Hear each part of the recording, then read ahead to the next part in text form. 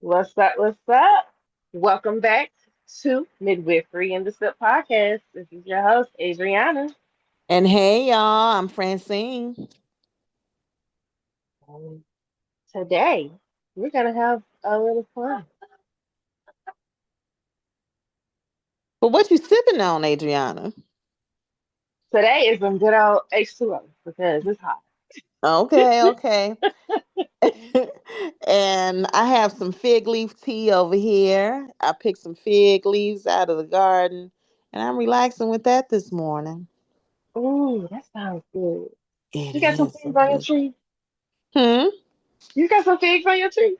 Not yet. This is a new fig leaf. I mean, this is a new fig Ah, tree. So right ah, now, I'm just enjoying the leaves. I just girl, got this like a couple of weeks ago. let me be country. I can't wait till you get some figs so I can make me some fig preserves. Oh, girl, I love me some fig preserves. Yeah. Oh my goodness. Yeah. I can't wait to get me some figs. I need some figs. I ain't had figs in a while. You know what? Okay. Today we're gonna be talking about sex and we're talking about figs. I'm like, wait a minute, figs kind of look like testicles. So, scientifically speaking, they are good for for men's testicles. Mm-hmm. Mm-hmm. So, hey, they do. Mm-hmm. But when you open a fig, it looks like the inside of a vagina too.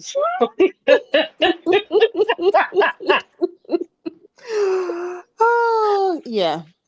So So I'm yeah. excited about this conversation today. Because we are going to be breaking open some stuff that is kind of taboo, and it's kind of ridiculous to be taboo because we all need it for us to be here, and we I mean, definitely need it as midwives and birth workers. without sex, there would be no midwives. Exactly. So, why would sex be taboo? Like, why is it taboo but necessary? You know what, Adriana? I hate to be like the person that's always saying the same thing over and over and over again, but I'm going to say the church.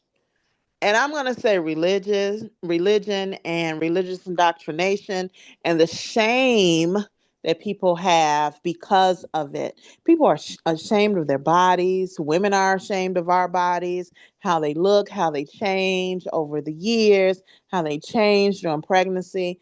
It's just, I think that's it. But, I may be wrong because, again, I don't want to be the person that's saying the same thing over and over again. But technically you're right, especially like here in the South and here in Mississippi, this is the Bible Belt. And a lot of the times in church we are taught you don't have sex before you're married, you don't have children before you're married, sex is bad, sex is taboo. And sex has been used in different ways to control the taboo, which is the crazy part about it. Hmm. So it's like, yeah, but that's wild. And it's I have heard it over time. Birth work begins long before labor, but you can't have birth work and labor without the sex, and we generally have to like explore why. Yeah. Like, if we're gonna consider and talk about it in the Bible, it's made for that. You have to. It's natural. It's a natural aphrodisiac, so it makes you feel good. And on top of that, it's a stress regulator.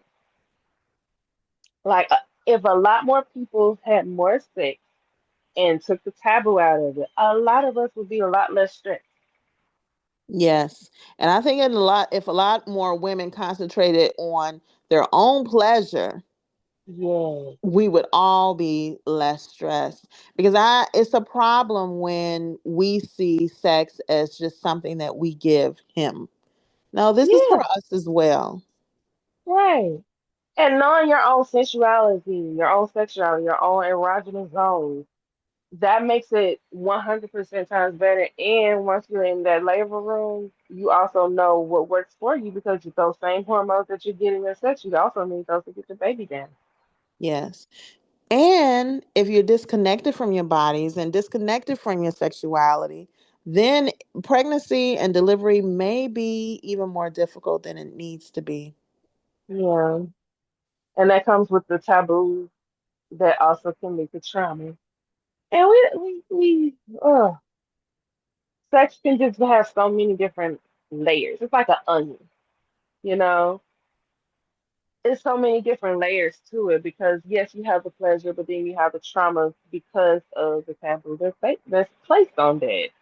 And you have to work through those traumas. So there are different books that we can read too that helps you in that space, going through labor, going through pregnancy, going through the entire birthing process.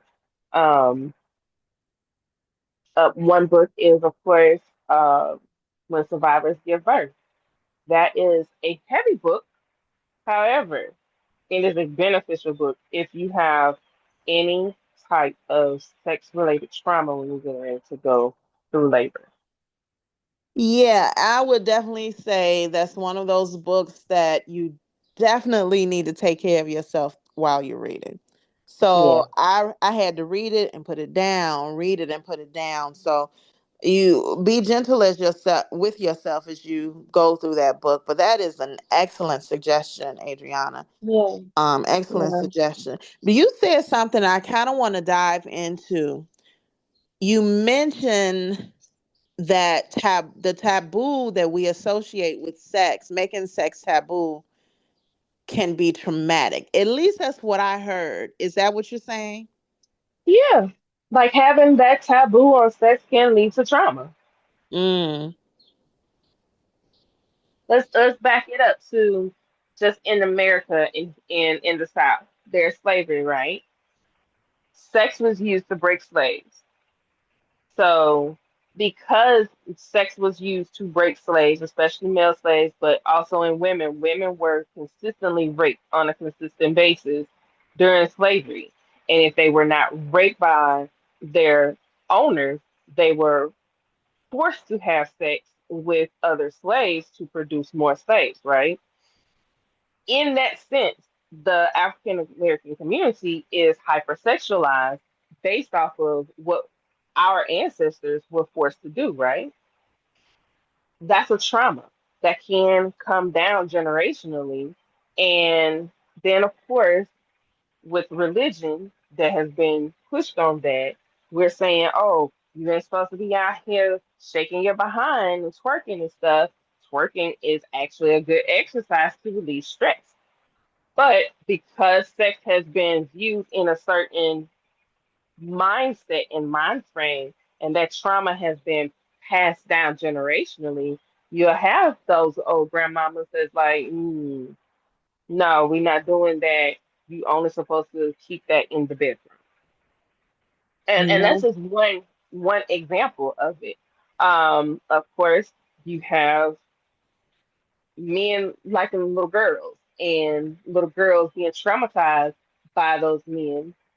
They don't want to get into their own sensuality because they either one become over sexualized or they refuse to allow sexuality into their space because it has been traumatized.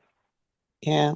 I think anytime you enter shame and you equate your body with shame or you clothe your body in shame, I think that's a big issue as to why sex can become taboo.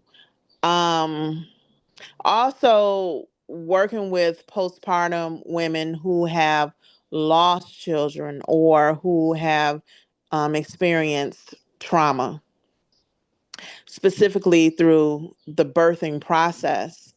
It takes a while for that woman to be comfortable with her body sometimes. I think that we hold shame in that space because of guilt. Yeah. And I think that we have to go through a process of releasing that guilt and disowning that guilt in order to be comfortable with our bodies again. Because in order to find pleasure in sex, you have to have a level of comfort with your body. Yes, yes, and that's why education matters. Sex education genuinely matters because you get to understand not just the scientific aspect of it, but you also can understand the hormonal aspect for your body, for the pleasure, the all of the factors pertaining to it. And once we have that clear understanding of what sex is and how natural it is, we are able to then as women own that sensuality because then that becomes your believe it or not, spirituality can lead to your own sensuality because you become one with yourself. You know what? A lot of people don't really understand the value of twerking. You Oh mentioned it. no. A lot of people don't understand the value of twerking and moving that energy, that hip energy, that womb energy in Hmm. that process. That is a powerful, powerful movement. But I think people look at it with shame. I guess because you see rappers doing it, but I'm not even ashamed of rappers doing it. I love me some sexy red now. Come on now. But I think it's a sexy red. And I think all of that is necessary. Everything is not rainbows and light. You got to tap into other aspects of self. You have to tap into I'm other aspects of self. So hey, I I'm all mean as for 100% pro twerking. listen, as slow as a tortoise is when they're getting theirs, even they holler dirty. I mean, I'm just saying. Come on now. Come on now. I'm But just okay, so saying. Adriana, it sounds to me, and I think I agree with this, that sex education needs to start way, way before the birthing process, way before the It birthing process. does. Like, this is something we need to be talking about with our girls and our boys, and not in a shameful way. But Yes, I like feel puberty. It starts at puberty because they don't understand why their bodies are changing and why they're having all of these huge feelings that because a lot of people want to protect their innocence, but there's a way you can explain sex to a little girl who's 10 years old and just received her first period. You can literally like, give her the scientific aspect of what it is. Okay, your body is growing. Your body is developing into doing all the things that a woman's body does. Once your body does that, that means that you can now have a baby. And then, of course, they're going to be like, what do you mean I can have a baby? And so then you explain the process to have a baby is when you have sex. And sex is when a boy and a girl come together with their bodies and a baby can come together. And that's keeping the innocence, but not going into the explicit part. Then, of course, as they get older, you add in, of course, the scientific part. Boys have a penis, girls have vaginas. The penis goes in the vagina and through motion, of course. And you just have to explain it in levels and keep you can still keep their innocence, and it won't hurt anything. But a yeah. lot of people don't see it in that way, and that's what where we are now is because I work with a lot of teen moms, and a lot of the time they don't realize that the same way they got that baby is the same way that baby comes out. They're out here hunting and not getting the knowledge Mm. because mama's not telling it, granny ain't telling it, they hide it. How you get there, they just say stop being fast. How does she know she's being fast? And then It's that term literally fast, I don't know. It's like that's put on our girls a lot. too And early. many times it's put on our girls who have experienced trauma, sexual trauma. And we don't want to Hmm. address the sexual trauma. We don't want to address the family sexual trauma. So we put that shame on the girl and call her fast when she is the one who could have been a victim in the situation. I think all of And that needs to be discussed as well. yes, we're lacking accountability in the community. That's what the problem is. Put the accountability where it's supposed to be. If you have men out here touching little girls, you need to hold that man accountable because he's out here traumatizing young women, young girls. who are going to have problems with self-esteem, with their bodies, with sexuality. They're going to have traumas in trusting the opposite sex or having relational issues. You're creating a pattern that's consistent throughout generations, and her body is going to remember that, and it's going to pass down, if she does decide to have children, into those children. And then those children will have these generational traumas that they are not aware of. And then that's going to pass down until that trauma is broken. Yeah. Yeah, and a cycle breaker is going to bear the weight of a lot of that. So let's break it right now. I think Woo! also, I Hold think, on, hold on, hold on. mm-hmm. Clock it. Let's clock that. The Okay, cycle breaker, clock it. what? I'm moving my fingers, clock it. The cycle breaker is what? Going to bear the weight. What did I say, girl? I don't know. The cycle breaker is going to bear the weight of all of that generational trauma. Yeah, And they're going to be the one who's going to break that trauma. yeah. Clock that. But that's a heavy weight to bear. That's a It heavy is. weight to bear. It is. And So, that and that's just around the trauma of sexuality. yeah.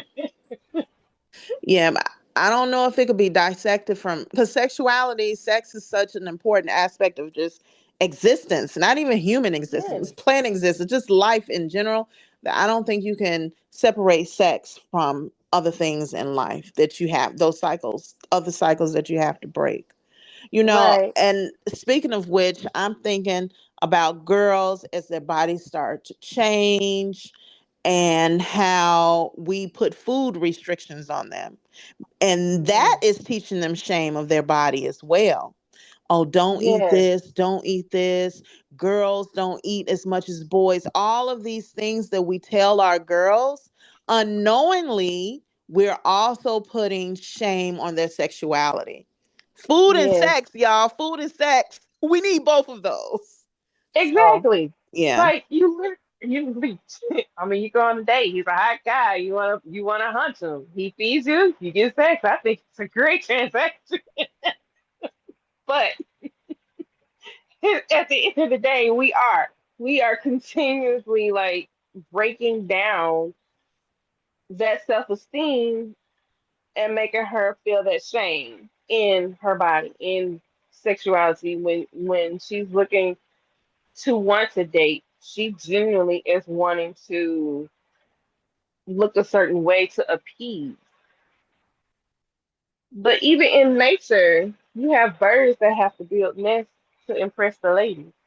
So why are we continuously teaching young girls to impress outside sources instead of impressing themselves? Right. To Like, look. do you like how you look? Do you feel good with how you look? When you look in that mirror and you see she's pretty, I think she's pretty, but do you think she's pretty? Mm-hmm. Like, we as mothers with daughters, we have to build that confidence, that self-esteem, because we want those girls to grow up with that confidence no one else should take from them. Like, know that when you walk out this door up here in that mindset, you are that girl, and no one can take that from you. And that comes from home, us telling them, hey, be confident in who you are, love who you are, own who you are. And then when someone tries to sexualize you, you can literally flip that on them, and they still cannot insult you because they're trying to equate you to only being useful for sex. And women are not just useful for sex. I think mothers also, we have to work on ourselves too in this process Hmm. because they're watching us. We are Hmm. the examples of womanhood for them, for our girls. Even my son, he said, I learned how to treat women through watching you. So Hmm. we are those examples. And so if we're asking them, okay, have self-esteem or love the way you look, or don't be so shameful, don't be ashamed of your body. We have to. exhibit those things, which is difficult, especially if we have been taught all of these things over decades of living. Be Right. shameful, or sex is just something that you don't talk about. It's in the closet. Girl, we ain't even, people don't even talk about having their menstrual cycles. Like, we don't even talk Mm-mm. about the different processes that women have to go through. Menstrual cycles. We don't talk about menopause. We don't, people just don't talk about those things. And until No. we're able to talk about it, our children are going to be like, we don't know how to talk about it either. Baby, listen, perimenopause is whooping me, and I am not quiet about it. Hmm. Perimenopause is whooping me, okay? My little girls was like, Mama, what's wrong? Mama's just menopausal, baby. I'm sorry. I'm sorry I snapped at you for talking too much. Mama's Sorry, because chewing having a is getting hot on my flash. nerves. Mama was having a hot flash and the TV's loud. I'm sorry. but but the women before us literally do not have these conversations. And it's crazy because I was actually just telling an aunt, I'm going through perimenopause, which is like the puberty version of becoming an older woman. Meanwhile, my preteen is going through puberty to become a woman. So we both in here Yeah, at going through the opposite ups and ends, downs. Yeah, yeah, yes, together. And then, you know, when they start when girls start mincing and you're still mincing, then your cycles sync. And so you just have to be able to understand, like, okay, if we are synced up, then you as the adult, you understand what's going on. So you are able to help her understand what's going on with her so that you can carry on that torch and break that cycle of shaming being on your cycle, shaming having ups and downs when your hormones fluctuate, shaming for just not wanting to just be touched because the TV is loud. And there's nothing wrong with that. You're a woman or you're becoming a woman. And we should not have that shame, but that shame comes from a patriarchal mindset.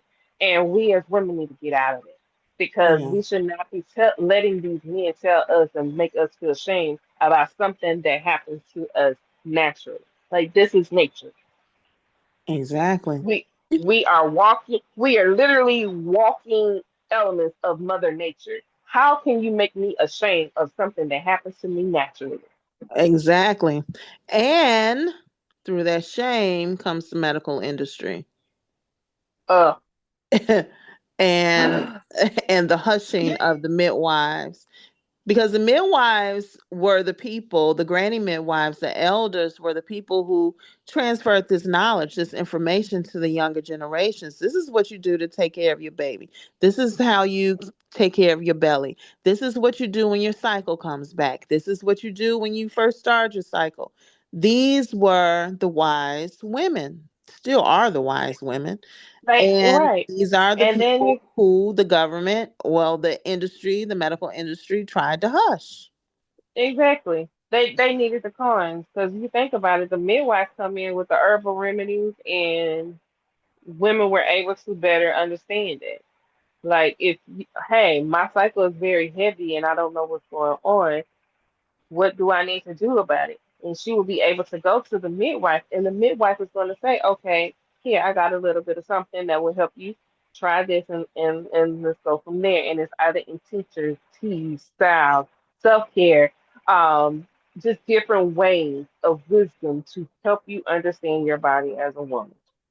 And Mm-hmm. then, like you said, here comes, I'm just going to call a spade a spade. Here comes Big Pharma coming in saying, oh, we can make money off of birds and what the midwives know. So let's go and learn their craft, take it from them. And if they still want to practice it, make them have a piece of paper saying you have permission to practice what you already know.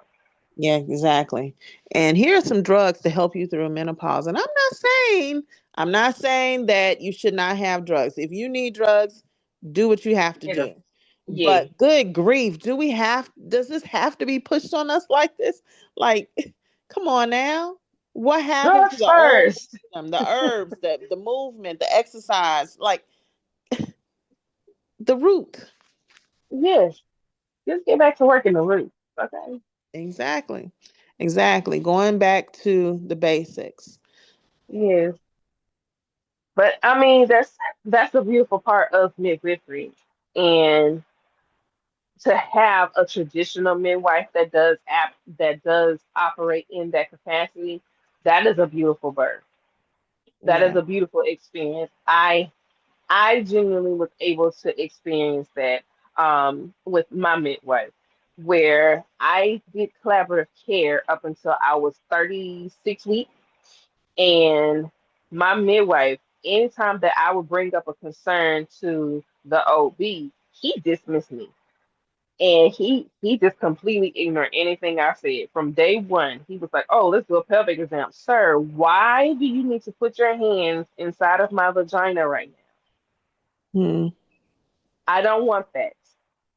I have it on my file that when I am pregnant, do not touch the inside of my vagina. Why are you pushing something?" And that was just from the very beginning. And he Yeah. and I butt heads from the very beginning of and because he was a new OB, he was not my usual one. So of course he did not know me. However, it's in my chart. He wasn't reading my chart. He was just going by saying, "Oh, okay," and dismiss anything I said. Meanwhile, anything that I came to my midwife with, I literally would say, "Hey, so this is what's going on. I have hyperemesis. What can I do about that before I have to break down and go and get fluid?" And she's giving me a list of all the things to do and saying, "Okay, if you're still having these issues, then of course you can go and get the fluids, but try these first. And sometimes you may have to eat your cravings." And I know you are a health nut because I was. I still am. I'm a clean eating health nut. I am very anti chili cheese dog. But that baby had me eating chili cheese dog. And girl, if the baby want chili cheese dogs, the baby gets chili cheese dogs. So I had to eat what she wanted. Granted, it came back up, but it stayed a little bit longer. Yeah. Yeah. It stayed a little bit longer. So I was getting some kind of nutrients in the midst of going through having that heavy nausea. She gave remedies for hemorrhoids because every pregnant woman at some point, whether it's your first or your fifth, you're gonna have a hemorrhoid. And that just comes with the pressure of the baby pushing their head, or if they breach their bottom onto your pelvic floor. And if you're sitting for long periods of time on the toilet or sitting period often, you're gonna have hemorrhoids. And that's I didn't okay. experience hemorrhoids. I didn't experience hemorrhoids. I didn't experience You're it. lucky. I did You're not so lucky. experience it. And as you're talking, I was like, well, maybe I swam a lot. So I didn't have that pressure all the time because I don't, and my body was so buoyant. I don't know. I didn't experience No, hemorrhoids. this Thank that goodness. last child gave me hemorrhoids.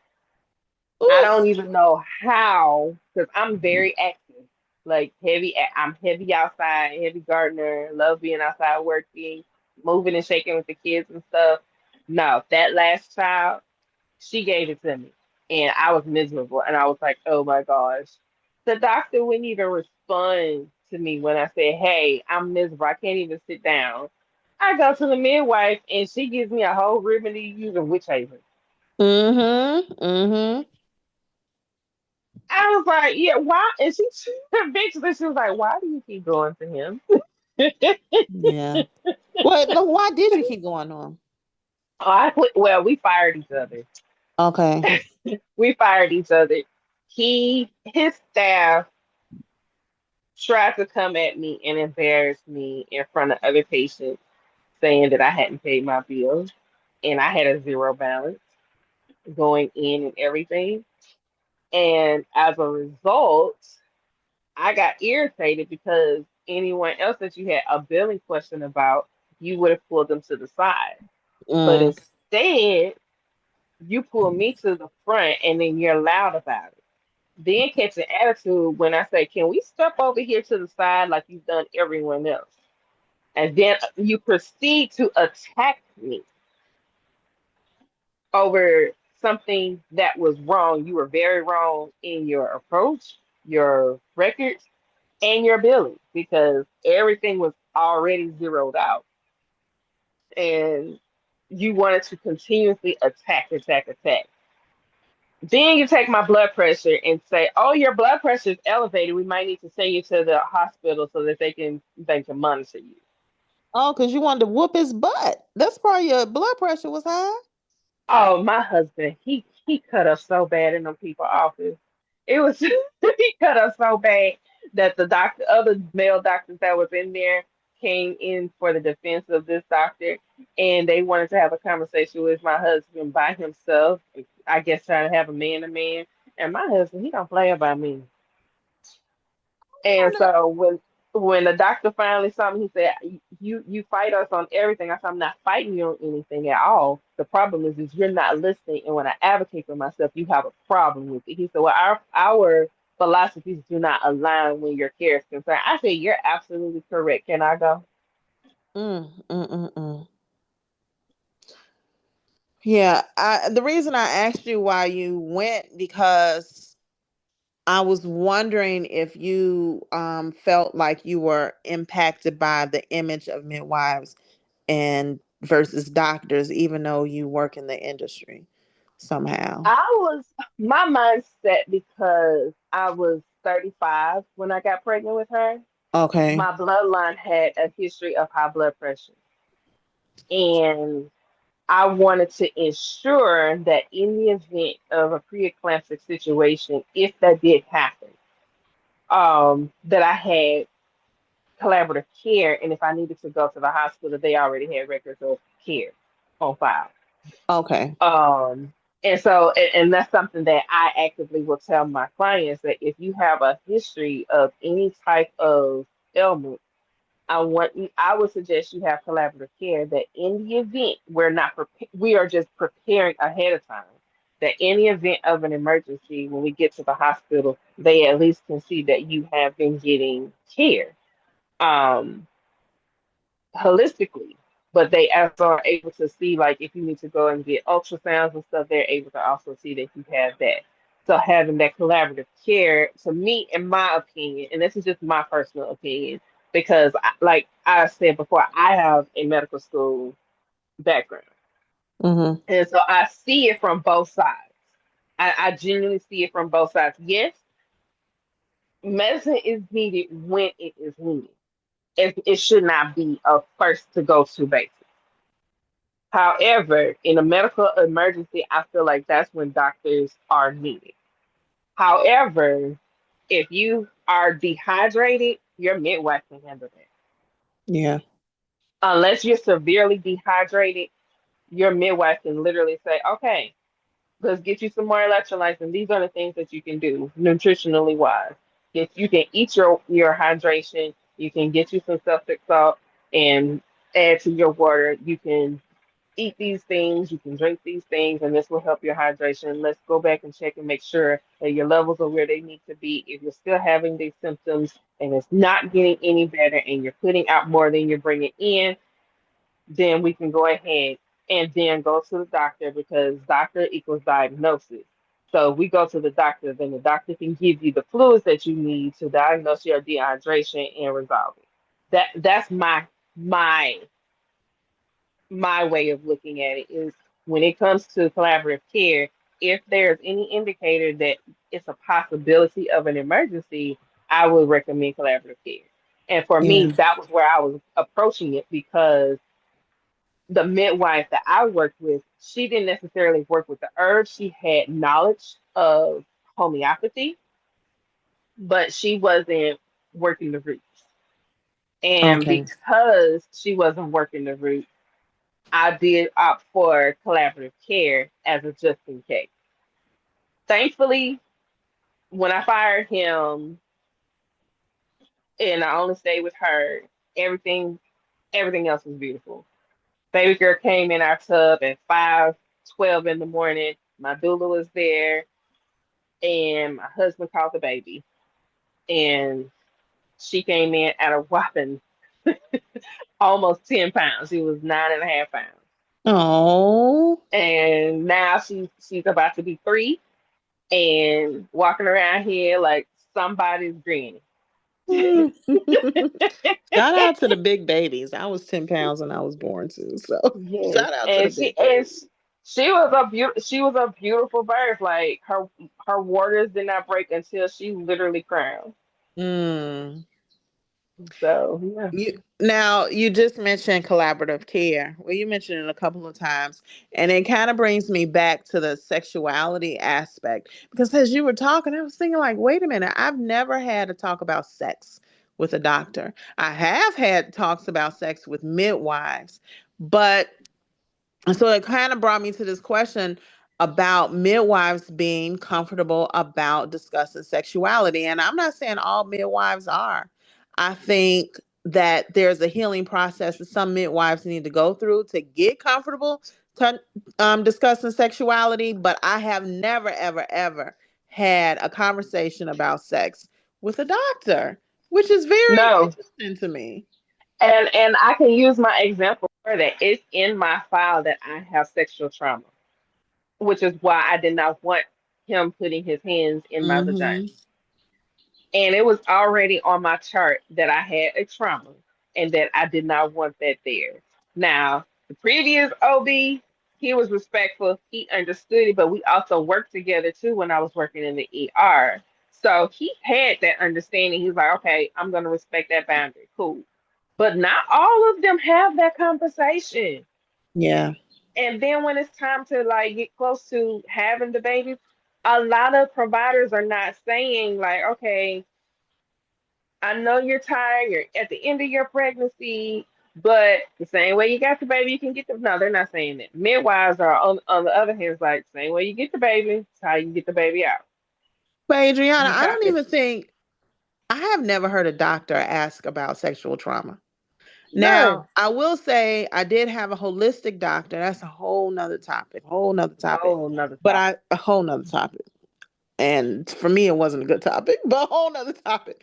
But I think in the forms that you had that I had to fill out when I first started seeing this person, there were conversations, there were questions about that, but I've never seen any of that on a doctor's form. And I think if a woman is already dealing with fear or shame or the trauma of it all or whatever, however she's processing it, sometimes it's difficult to even bring that up to a doctor. I mean, when we go in for our pap smears, we are shameful of our panties. Yeah. When we all go in for our pap smears or just check that when you're pregnant and you go into the OB and you're getting checked, you're shameful of your panties. Mm-hmm. And none of that is on any of their intake. Midwives, yes, it's on their intake because midwives, we're not only helping you bring life onto this side of earth.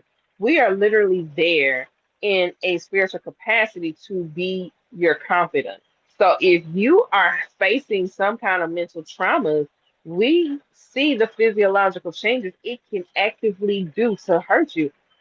I have seen and heard where moms who have been traumatized, they will hold those babies because as that baby descends, that same pressure that she has felt when she was traumatized, it triggers that same fight or flight response. And Yeah. so having those comfort measures with midwives who have seen those responses, they know how to comfort you. They know how to help you get out of your head and realize that you are in a safe space, that it is completely okay. You're about to meet your one of your biggest blessings on this earth, and you need to let that baby come earthside. It's time. Yeah. I Doctors don't think do that. They just force you down. They will literally just exactly. force you down, open your legs, and reach in there and open your vagina and tear you up and help pull that baby out.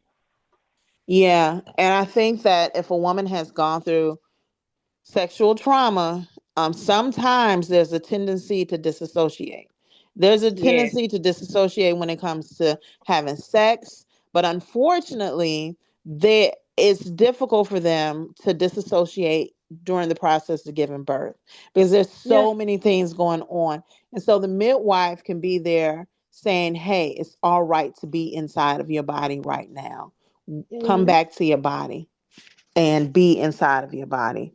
yeah. So yeah, and I don't think And now a it lot of those I may be moms too. wrong. What'd you say? Oh no, I was agreeing. I said, and a lot of those moms too that disassociate, they suffer the highest from postpartum depression. Come on now. Come on now.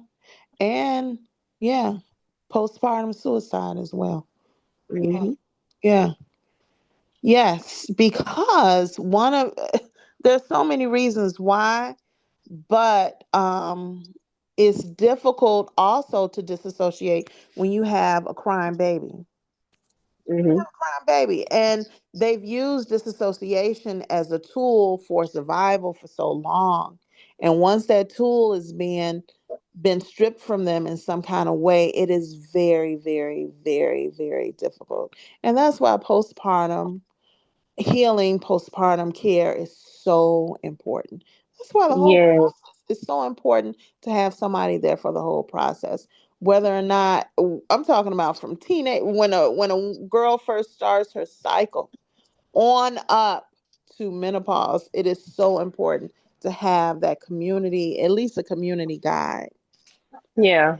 Agreed. And just being able to have someone to talk to, like when you're feeling unsure in your body with your sexuality, having that person, just having a person that you're able to go and have that conversation with, that makes it so much easier to thrive even. And so But we definitely have to like make sure that our girls are getting what they need, especially in those environments. yeah, but Adriana, here's the thing though.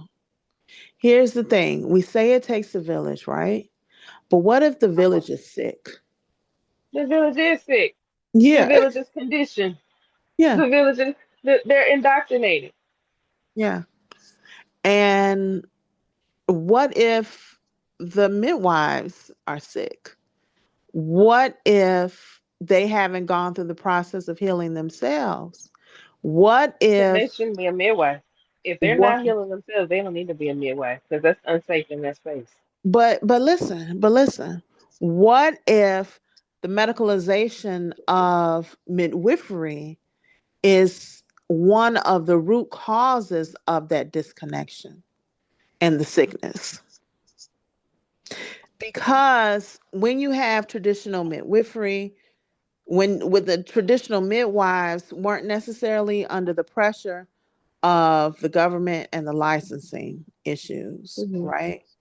hmm And so what if they were more open to the healing process? And I don't know if I'm being clear, but I'm saying what if the medicalization of midwifery is one of the root causes of the sickness in the village? I agree because, and I'm not knocking nurse midwives. I love nurse midwives. A couple of my friends Yeah, are me nurses, too. I'm not knocking them. I'm just posing but questions. they do have a different approach to birth than those in community care. And a lot of the nurse midwives do have a more clinical mindset, but it's still a clinical mindset. Like, yes, you are allowing mothers to have a little more autonomy in a hospital setting, but you're still operating on the clinical mindset of coming in and wanting to do vaginal checks every few minutes. And meanwhile, this woman may have trauma and she does not want you to check her.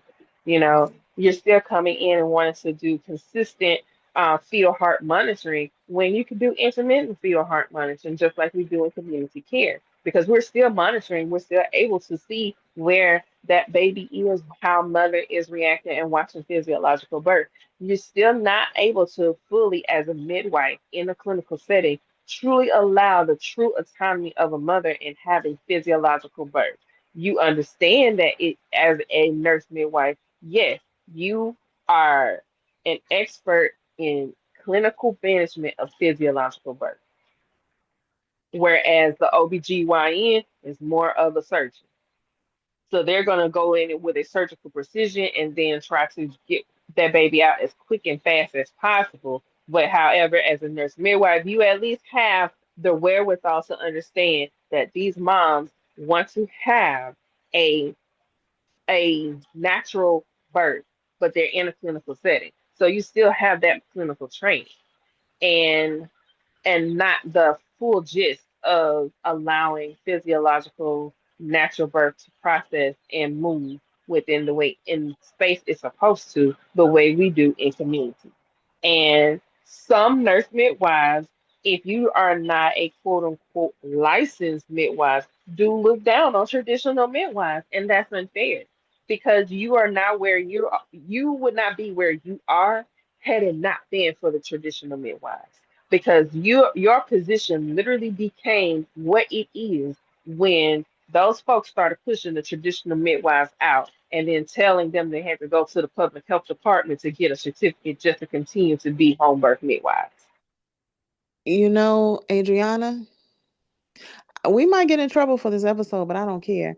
I feel like I'm all for good trouble. no problem. Look, I've always been a troublemaker. I have no problem with being in trouble. Used to being in trouble. I have a friend, not even a friend, a cousin. Every time I talk to him, he'll be like, "Here come trouble," and that's me. So I have no problem with it. But I think that with the attack and with the elimination of traditional midwifery that we are seeing on the political scene right now, the village is going to become sicker and sicker and sicker and sicker. Yeah, you The have more village is going to become isolation. sick. That's the problem. You started when you started taking the midwives, the village started breaking down because when midwives started being pushed out, then you started telling families, "Oh, you don't need to be in a community or a commune or having a homestead with all of the families together. You all need to be in the suburbs." So then positive subdivisions, and now you're having these mothers who is out here having these babies and they ain't got mama or auntie cousins to come and help support them in their postpartum era after they just had a traumatic birth in a hospital. Yeah, yeah, Then on top of that, she's gonna have some type of trauma or she's gonna have some issues with her sexuality because oh God forbid is a male OB who still has the mindset of a husband stitch. So now when she attempts to be intimate with her man, she can't be intimate with him because of the simple fact that she now has a trauma with her sensuality and sexuality. right. And without access to proper mental health care, that that can be devastating on the relationship, Yeah, on her, on the entire family. exactly. Exactly. And that's why we have to like come back in as traditional, and we're both traditional student midwives.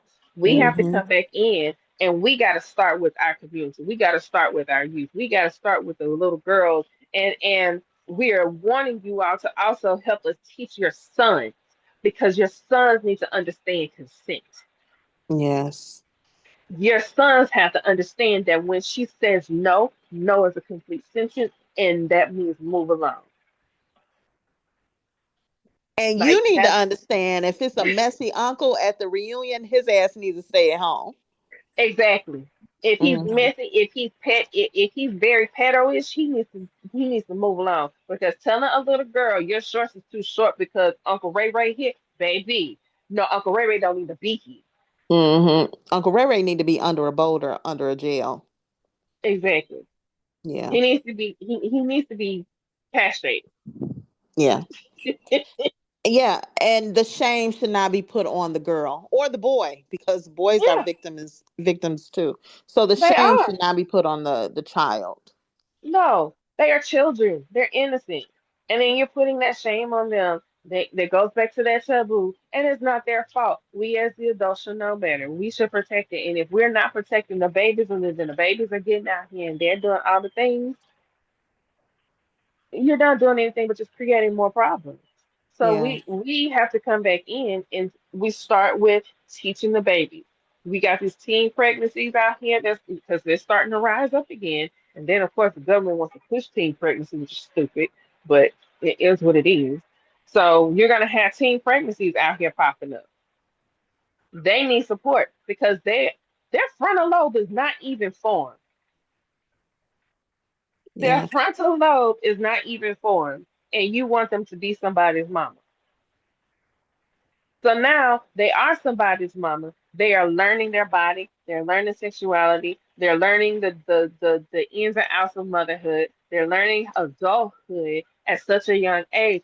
They need support. They need support. So they need doulas who actively come in and can help educate them because that's the beautiful part of birth work. You having a doula can educate you and help you advocate and also help you mentally because if they recognize that you're having any bouts of trauma, depression, suicidal ideation, they're going to give you the resources to help you get out of them Yeah.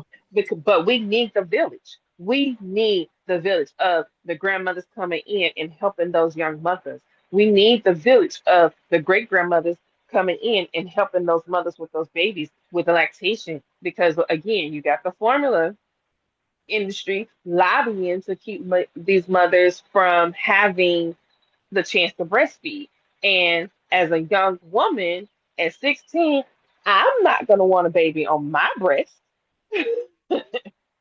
you know that just that you're gonna feel shame about that and you're not gonna want that and that's another thing is bringing shame on lactation so we need the village so having doulas for those mothers and educating them that helps getting to these kids as they are in puberty explaining to them what their body is how their body's changing what their body does naturally and being helping them understand what consent is allows these children to have better sexual relationships going forward. They'll have healthy relationships, they'll have emotional intelligence, they'll have full body autonomy, they'll have full understanding of what consent is, whether it's a yes or a no, not a maybe or I think about it. They'll understand flat out, black and white, yes or no. If the answer is not yes, then the answer is no and we as the midwives we have to come together also and make sure that we are trying to at least fight back against the sickness that's trying to take over the village. Yeah. And the thing is fighting without fear because Yes. yeah, fighting without fear and actually healing the village because the village needs some healing Mhm. too. And Yeah. it's easy to say fight without fear. Like it's easy to say that, but actually boots on the ground, that's kind of difficult, especially right now when midwives are being persecuted and prosecuted under the law. But we have to stay fast in this work, you know? Yes. And it starts with sex. It generally starts with sex. Yeah, It midwives, starts. go out there and have some sex, please. Yes. Yes. Release that Go stress. release your stress. How Big Free say, release your mind, release your stress. Hmm. Like Work seriously, it. go work it. Go work it. Midwives, go work it. Mamas, women, y'all go work it. If you don't want to have sex, go twerk. Go put on some Hmm. Cardi B and Meg Thee Stallion. Go put on some Little Kim or Trina and go and shake your ass real quick. Or Like sexy red. Come on now. or sexy red, like go shake your ass. Really, go shake your ass. Shake something. Like Yeah. I send my friends daily reminders. Don't forget to shake your ass every day because Yeah. it's a stress reliever. Get that stress and trauma out your hips because we do store our trauma in our hips. And And warm then area. Yeah. yes, yes. Yeah. One of You my would be sister surprised midwives. if you get to start if you go on a shaking practice, if you want to implement like a twerking practice into your life, you might start bawling in the middle of twerking. Yes, this Yeah. is so true. Yeah. You, because you'll feel that joy. It comes up and bubbles up as joy, and Yeah. then all of a sudden, you're gonna have this innate urge, and you're just gonna cry, and you're gonna be like, "Why am I crying in the middle of drop down and get your ego on?" Mm-hmm. No, you And you did say don't drop down realize. and get your eagle on. I feel like it was a waste of time. But I mean, technically, you wide open, you got your hips open, everything. So I'm like, girl, I ain't heard that song since I worked in radio many years ago. Oh I'm boy. just saying. But you can't. You think about it though, like you literally are in the middle of it, and you have that cry, and sometimes having that cry is the most therapeutic thing ever. Yes. Like Yeah. sometimes you just need a good cry and Yeah. scream it out. I remember you Yes. telling me that last week. Just go outside and scream. Let them people say something's wrong. They'll be fine. You go scream. Go scream. I take my clients out to the beach. We're going to scream out to the lake. We're going to scream out to the sand. We have to Yeah. scream and forget all the people around you. Let it out. And Adriana, let me tell you, like I work with older women as well in their 70s and their 80s. And sometimes when we're doing this screaming exercise, they sound like little babies. Mm. Like they can't even let it out. It takes a while to get to to get to the level of like really having a huge adult scream. But they start off very and I'm talking about 70-year-olds, 80-year-olds who are just holding all of this pain in their womb area, in their lungs, in their hips, and have never allowed themselves the freedom of letting it out. Because, y'all, this postpartum care ain't just about the 1 year after having the baby, because sometimes we're carrying trauma, birth trauma or loss trauma or whatever. We're carrying that for decades. Hmm. And Decades. then if you having baby after baby, you're not just you're in postpartum until that Yes. lasts. Unless you have no more babies, you're in postpartum. That lasts what, 2 years Mm-hmm. after the last baby, Yeah. Or if it's something you haven't dealt with. right? And that I can mean, last up to 7 years. Like it was a rapper Rashida realized that she was in postpartum depression when her son was 5 years old. yeah. Yeah. I know Five. In Chinese medicine, I had one of my teachers saying that the postpartum period is 5 to 7 years Hmm. in TCM, traditional Chinese medicine. Just think about that because in 5 to 7 years, a lot of women have had four babies. Yep. Yeah, Yep. yeah. And that lasts a while. It lasts a while. And during that time we genuinely have sexual identity crises.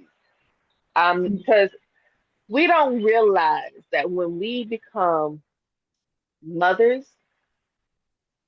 society has conditioned women that we are supposed to be a size two with flat stomachs.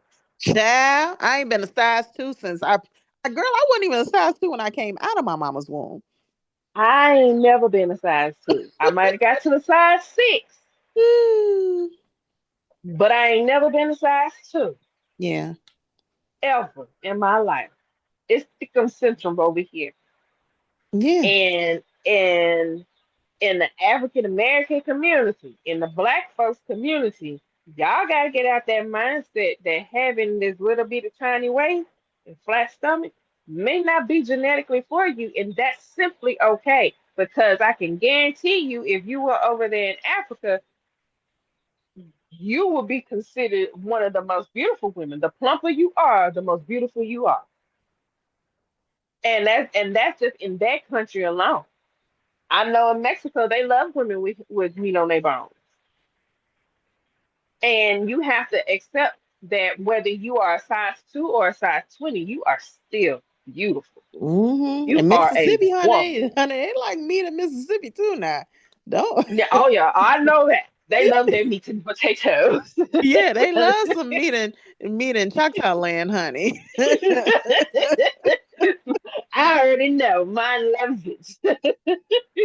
Boy. They love it. They love it. Yeah. But I want women to understand that your body Your sensuality is you. You don't have to be a size 2 to be sensual. You get from 2 to 20, baby, you still gorgeous. And don't let anyone tell you different. I want you to understand that when you become a mother, if you've had a flat stomach, and I have to say this to myself even, I had a flat stomach athletic frame my entire life. Like I was built like Serena Williams pretty much my entire life, just without the muscle tone, right? Had this last baby, and this is for the first time in my life, I have had a tummy. So I have struggled that for my own sake. And I can speak from it, from sitting in that space and having to get out of that mindset that I am a mother. This body done birthed three babies. Three. I've had two miscarriages, but I've also birthed three babies. This body has brought life. I have touched the other ram and brought my babies on this side of to the earth side. I have literally brought life in here. This is the new me. This is my mommy. And this mommy is healthy too. She just stick with it. And she fine with it. And Mm-hmm. she loves it. And every mother has to get in that mindset. I have brought life. I have nurtured from my body this life. I have grown these children with my body. And we have to have that mindset. We have to get out of that. That I am beautiful. I'm still sexy. Because baby, once you are a mother, that's the sexiest damn thing that could ever be. That's the Yeah. sexiest thing you can be is a mother. And Because you done nurtured your baby, you done brought your baby in this world, you have gotten these babies grown. You are the sexiest motherfucker on earth if you are a mother. yeah. And if you've lost children, if you had miscarriages, if you had infant death, there's still a lot of power in that. You Yes, are a medium between life and death. And those yes, lives came with you for a reason. And I know it's definitely difficult to hear. I think it's important for women. It was important for me to adorn myself, to get back to adorning with the earrings, the bracelets, the bright clothes. Because if you've experienced loss, if you experienced tragedy, trauma, sometimes it's easy to slip into, well, I'm just going to wear all black, especially if your body has changed. I'm just going to wear all black. I'm not going to, I'm not going to wear this orange dress that I used to wear. I'm not going to wear my bangles. I'm not going to wear my earrings. I'm not going to adorn myself. But that causes, at least it caused for me, more depression after the hmm losses.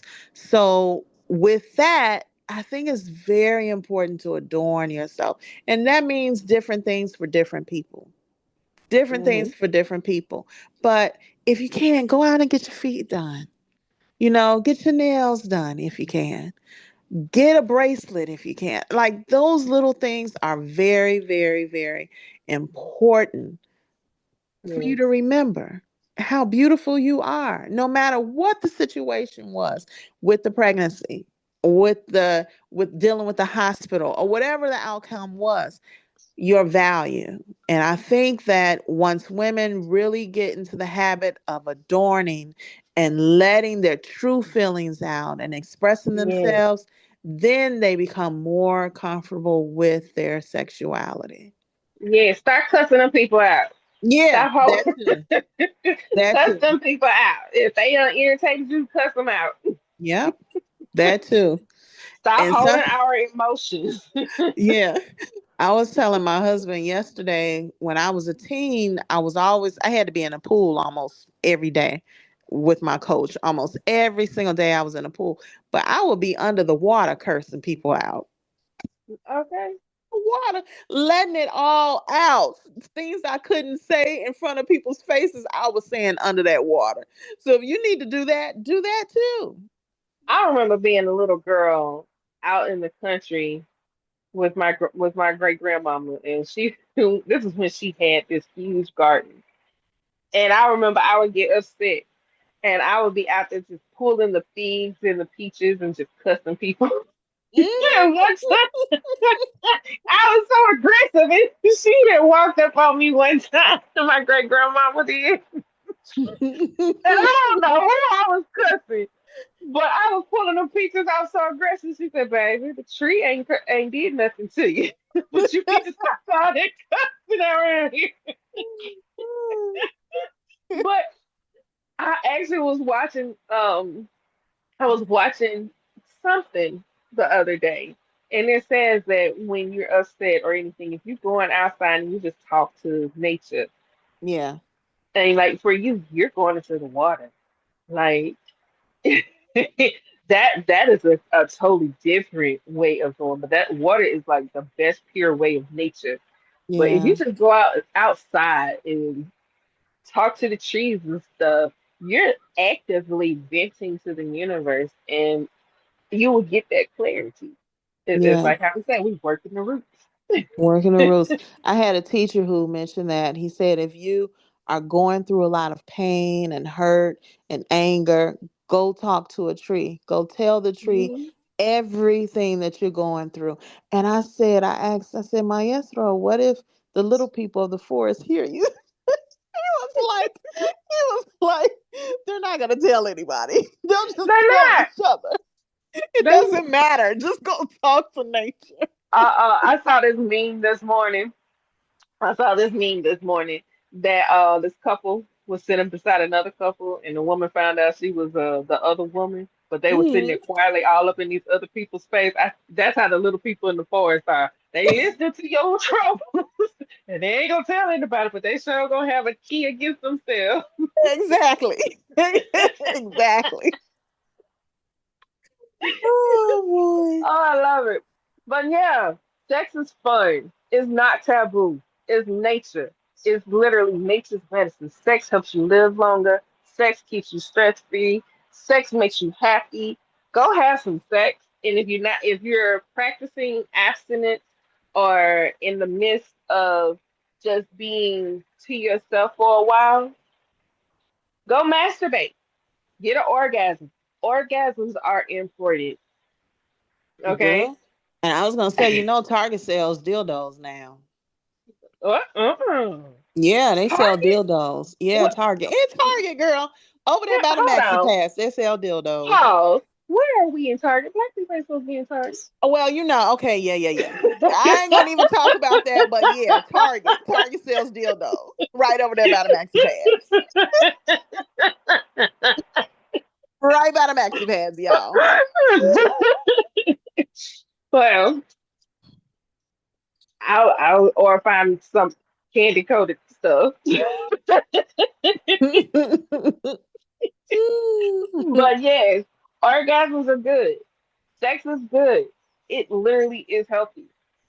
It is literally healthy for you. It's not Yeah. taboo. Now, I ain't saying go out here and be a boarder or go out here and just say let's go and screw in the middle of public. I ain't say all that, but sex is still healthy, and you can still have a healthy relationship with it. And if that's not something that you're looking for, you're not there yet. Go do some kind of movement, some hip opening movement, yoga, Pilates. I hate Pilates, but it's not worth it, in my opinion, but it is worth it. I mean, it's doing what it needs to do. I'm strong. I don't like it, but Pilates. Go do some Pilates, some yoga, some what's it called? Yuma Sutra. Kama Sutra? Yeah, some of that. Yeah. Um, anything that opens those hips, because you are storing stress, you're storing trauma, you're storing, triggers in your hips, and your hips is where your kidneys are. And if your kidneys can't process that trauma out, then there comes the autoimmune Yeah. disease. And And yeah, yeah. women are the highest demographic affected by autoimmune diseases due to stress and trauma. And we got to turn that number around. And fear, because kidneys And are the seat of fear. fear. Yes, and Yeah, and fear. fear. I think you mentioned masturbation. I think masturbation is important because it also gets you used to the process of touch, where you Mhm. like to be touched. And that's Yes. very important. Where you like to be touched, I mean, or where you don't like to be touched, is very important to become one How? and know your body and how you like to be touched. Yes. Right. How you like to be touched. If you like it rougher, if you like it softer, if you like it in between, you know best and how you can instruct someone else to touch you. Yeah. I love this topic because literally without sex there's midwifery. There's no midwifery. And I love having this conversation because it just takes away the taboo. It makes you a little more open to it. It makes you feel like, you know what? I'm sitting over here like a church mouse, and the whole time, you know, it's natural. Yeah. And church mice have sex. That's why they're in the church. I mean, they're everywhere in the I church, right? mean, Because they're having sex. and Beyonce said, "Let it out, girl. Let it out, girl. Twerk that thing like you come up out the south, girl." I ain't no Beyonce fan, so I don't know that song, girl. Oh, I don't know what else. I told, listen, the I'm not. Renaissance tour was a time. Come on, Mm, Francine. When I mm. say the church girls, we was out. We was out. I don't even remember the set itself because I was twerking myself. Was Sexy Red there? No, Exactly. So Lord, why would I be there? oh, Lord, not you. Oh, we're gonna have to come back to you in the sexy red. Girl, girl, I bought me a shirt in Macomb, a Sexy Red shirt. My daughter was like, "Don't you wear that to any of my homeschool activities?" She was like, "Don't you wear that out of the house at all." I mean, I'm so sick of that. Is funny. That is funny. I'm a huge Cardi B fan. Because I see a lot of myself in Cardi B actually. Okay. Like you just you gonna say what's on your mind, and people will look at you and think, "Oh, you're a pretty face," and because you just say whatever's on your mind, they don't think you're intelligent, and then boom, they find out how intelligent you really are, and then they like, "Ooh," but you that Okay. girl at the same time. So, and I can relate to her in so many aspects. Now, and I grew up with a sophisticated family. Like they real prim and proper. The newer Mm-hmm. folks and well, the newer older folks in my family. So like my mom and my aunts and them, my dad and their generation, they on a sophisticated proper, but they still got a little hood in them that they try to hide from time to time. So yeah, I just say whatever. I know I make them shake their heads often, but they leave me alone too. So. Exactly. And I bet you that lets out some stress too. Shoot. Walking around Listen, walking around with a and bunch of tension. Y'all better go have some sex because you know what? The more sex y'all have, the more y'all keeping midwives in business. Hey, hey. okay. Y'all keep yeah. Got And bills that's to for the ones pay. who want, but that's for the ones who want them babies now. Mm-hmm. If you want the babies, go hunt your person. Go hunt. Go on a hunting fest. Yeah. And you know what? Today is Wednesday. Happy Hunch Day. Happy hunch day, y'all. And on that note, I think we need to go and let these people hunch, girl. Yes, because I'm in ovulation. I'm gonna go hunch my man. Come on now. Come on now. It's rainy there. It's rainy here. Go on, get you some. Perfect hunting season. It's hunting season. My husband will be home soon. Well, soon is in like 6 hours soon. Oh man. So if you guys have anything you want to bring to us, you want to come and hang out with us, by all means, send us your inquiries at midwifery and the sip podcast at gmail.com. We love to hear your stories. We love to hear from you. We love for you to interact with us and engage. Follow us on TikTok, Midwifery and the Sip podcast, as well as on Instagram. And we will be also on Spotify and YouTube. So just check in, listen in with us, and as we get more details, as we continue to grow, we're going to share them with you.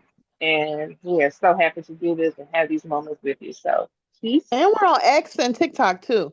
And we need your birth stories. If you want to share your birth story, if you gave birth in Mississippi, go ahead and send us an email and let's chat it out.